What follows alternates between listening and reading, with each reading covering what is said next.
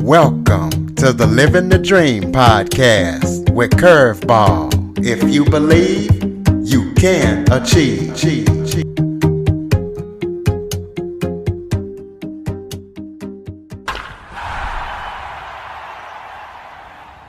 Welcome to another episode of Living the Dream with Curveball, where I interview guests that motivate, teach, and inspire you to stop at nothing to fulfill your dreams. I'm your host, Curveball, and today we're going to be talking about substance abuse, recovery, and mental health. I am joined by Jay Shifman. He is a speaker, a coach, and the host of the Choose Your Struggle podcast. So we're going to be talking about recovery, some statistics, and the struggle that he had to go through and why he is so passionate about this topic. Jay, thank you so much for joining me today. Well, I really appreciate you having me, and that was a great introduction. I got to tell you, man, I'm sure people tell you this all the time, but from one host to another, you have a fantastic podcast voice. Well, I graduated last year with academic excellence from broadcasting school. I'm also an internet radio DJ. Fantastic! I got to tune in, man. That would be wonderful. Absolutely. But let's make this all about you. Why don't you kind of give a little background about yourself? Let the audience know who you are. Yeah. So I'm a guy in long-term recovery, first and foremost. That is sort of the understanding of everything I do. It comes from that perspective.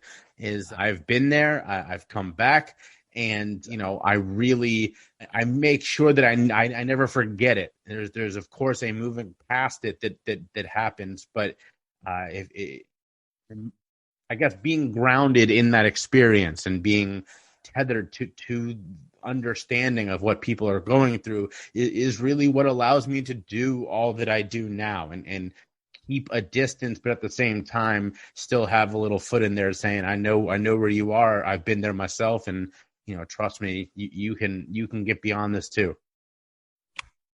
Speaking of being there, you definitely have been there, because in your bio, you talk about how you survived 2 suicides and 1 overdose.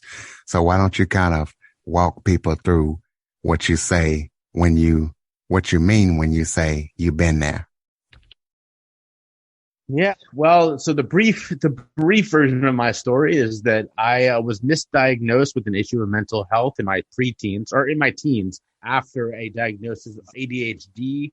Essentially, that the long short of it is my therapist saw signs of what he thought was a larger issue.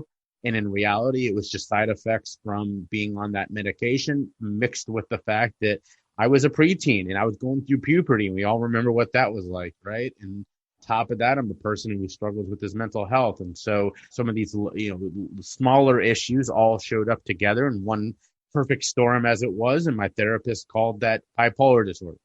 Now, I didn't have bipolar disorder. Bipolar disorder is a very serious diagnosis of mental health issue.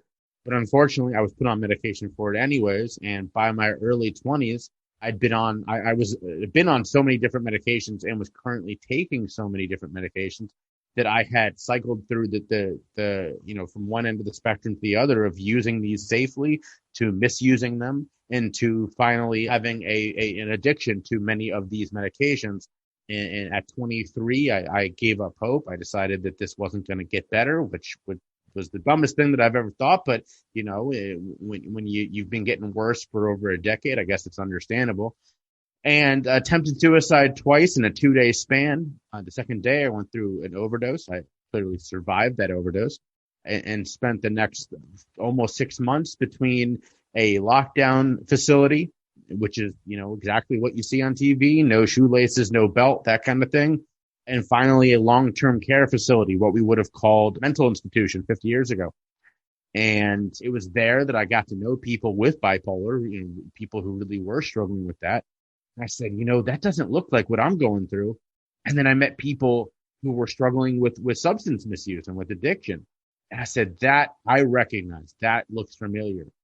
And so I pledged to get off all these medications and In the spring of 2010, after 4 months of step down detox, which is a very trying experience of detox, that's what I did. And for the first time in over a decade, I had nothing in my system. Well, I have a two-part question for you. The first part is, how often do you think in mental health that these professionals misdiagnose people? And the second part is, explain your step down detox program. So if anybody is thinking about doing it or may need it, they can understand what you mean when you say it's trying. Both wonderful questions. The first one is something that I talk about a lot, and misdiagnosis is a part of any medical interaction, right? Because they're doctors, they're humans, they make mistakes. Now, what's scary is that, perfect example, I love to use this example. My aunt recently went through a fight with cancer. She's doing much better now. But for every step of the way, she got second, third, fourth, fifth opinions. That's common when it comes to our physical health. We always get at least a second opinion. It's just standard practice. Now, when it comes to mental health, that is not standard practice. In fact, it's very rare. My story is not unique. There are people who go through what I went through all the time. And it's partly because we just don't get a second opinion when it comes to our mental health. And that's very startling, especially in a situation like mine, where my therapist literally diagnosed me with, the mental health equivalent of cancer. Bipolar disorder is a very serious issue. And we believed him right off the bat. No questions asked. So that is a message I like to tell a lot, which is, if you get it doesn't matter what the diagnosis is. It can be something as commonplace as ADHD. Go get another opinion. Don't be afraid of offending your therapist. Go to another one and say, hey, my therapist just diagnosed me with this. Can I get your opinion on this? And see what they say. And it showed up in my treatment, because when I was in the long-term care facility, I got a lawyer on my side and got all my records, or at least the records that I was able to find. And I've read my treatment notes, and the doctors there did not agree with my therapist. They didn't think I had bipolar disorder. They had no idea what I had, but they did not think I had bipolar disorder. And I wish, instead of asking that question, 5 years later, I had asked it that day. Thank you so much for that diagnosis. That's very scary. Let me go talk to somebody else and I'll be back with you. That didn't happen. So that is my answer to your question, is that it's not that it's common. It's not that it's uncommon. It's that we really don't know, because there's not enough people that are doing this common sense idea of getting a second opinion. And to your second question, a step down detox is the opposite of the common parlance we all know as cold turkey. So unfortunately, I was on so many different medications that I couldn't go cold turkey, which is where you just stop and you let your body heal. If I had done that, the combined withdrawal, at this point, I was on 6 different medications, one of which I was taking more than what they thought was the lethal dosage of this drug. And if I had just stopped, my body would have gone into such a state of withdrawal, I would have died. So step down is very common. It just isn't as well known. And what it means is you take a little bit less of the drug every day until it's out of your system. And in my case, because I was on so many, doing that took almost 4 months, because I would focus on drug A and it would take 3 weeks to get that out of my system. Then I would move to drug B, and some were quicker than others. And I had a doctor advising me, a therapist, a psychiatrist, who was advising me on how quickly I could go through this. But it was painful in every sense of the word. I was in agony, both physically, mentally. My brain was going haywire because my body was screaming at it all the time. Solely, I was just felt terrible. I felt hopeless. So it was a very trying period, and I'm very lucky that I was living at the time with my grandmother in Arizona. And my grandmother is my biggest cheerleader, my best friend, still is to this day. And she was there. She was waiting on me hand and foot like a nurse. I mean, there were days I couldn't get out of bed, other days where I could. And if it wasn't for her, I don't know if I would have got through it. In your bio, you talk about statistics of people who suffer from mental health and substance misuse. kind of go over those and give an overview of the statistics that you have found with this issue? Yeah. So I will say right off the bat, the easiest answer to that is that it's way higher than you would think. Before COVID, and I'll get to COVID in a second, but before COVID, different estimates were somewhere between 1 in 4 and 1 in 5 people in this country would at some point struggle with an issue of mental health. And those estimates, the reason that they're different is that it depends on if you include things like substance misuse or addiction. Some places count that as an issue of mental health. Some places don't. Of course, now we know that it's very close to 100% of people who struggle with addiction also have an underlying or concurrent behavioral health issue. So it's kind of silly to separate the two. So I tend to believe before COVID that number was at least 25%, if not higher. That being said, COVID completely changed the landscape. And in fact, there were some people that were estimating, some really respected researchers who were estimating that at least as high as 1 in 2 people were struggling with their mental health at some point during COVID. And it's because for the first time, ever, a lot of people were kind of waking up to what anxiety felt like. And so you had people going, oh my God, is this what anxiety is? Is this what, somebody living with an anxiety disorder goes through every day? This is horrible. And so one of those sort of unintended consequences is there's been a lot of writing on people thinking, well, is it possible that there's going to be a lot more empathy for mental health going forward because people are going to be able to think back and go, oh man, I remember what that felt like when I was going through that during COVID. So that is something that a lot of us are kind of sitting back and waiting for or watching for. And I will say just, this is my own, personal experience on this. Obviously take that with a grain of salt because it's literally just mine. I think it's already happening. I think we can look around us and we can see a shift taking place in leading with more empathy for issues of mental health. And it's because so many people just went through this traumatic experience and that trauma is affecting them. And so they're able to look around and go, oh my God, I definitely feel more of a kinship with that person because I know what that's like. You talk about the system needs to change. There are things that need to change in the system to deal with these issues. Can you talk about what do you think that needs to change to be able to better deal with mental health and substance misuse? 100%. So the easiest answer, there's a lot.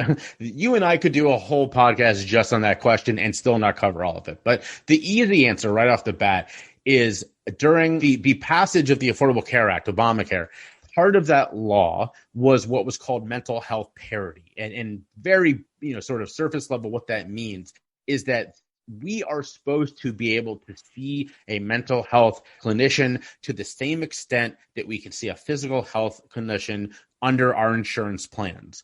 Straight, that does not happen. And the reason it does not happen is that the insurance companies do not want to pay for it, and our legislators have not once held them to that law. The law passed in 2011, and from day one, it was very clear our legislators were going to ignore the fact that they had just passed this law. So the easy answer is it's already there. All we have to do is hold them to it. And what that would look like, perfect example, is my current insurance plan. I can only see a therapist once a quarter under their plan. And yet I could go to my doctor once a month and it's covered. That makes no sense. It should be the opposite, if anything, but by this law, it should be equal. So that's the easiest answer is that we got to hold insurance companies accountable to the law that was already passed. And that means asking our legislators to do that because they were the ones that passed the law. So that's number one. Number two is the treatment system. This is more focusing on substance misuse and addiction. The treatment system is just flat out broken. And there's a lot of different theories as to why that happened. There's a lot of different ideas about how to fix it. But everyone agrees, or those of us who do this work all agree, the system is broken. And it's broken for a couple different ways. Number one, most of the places do not take insurance at all, just no insurance. If they do, it runs out very quickly. And again, that's more on the insurance, but the system is okay with that because that means that you're paying out of pocket, and that's going to be more money for them anyways. So number one is the cost. The average treatment center can cost around $30,000 a month, which is just ridiculous. Number two, most of these places do not use scientifically proven treatment methods. And that would be shocking if that was anything else. Can you imagine a cancer doctor who was like, we're not going to do chemo? And you know what? If you believe we should do chemo, that's fine. We just don't do that here. That's basically where we are with treatment. In fact, 80% of treatment centers in this country do not use the medical system for their treatment. They do only AA-style 12-step treatment. Now, there is nothing wrong with AA. There's nothing wrong with 12-step style treatment. In concert with medication, in concert with therapy, it works very well. It does not work very well alone. In fact, when it comes to substances other than alcohol, which is what AA was founded on, it's literally in its name, Alcoholics Anonymous. Other substances, the success rate for AA is under 10%.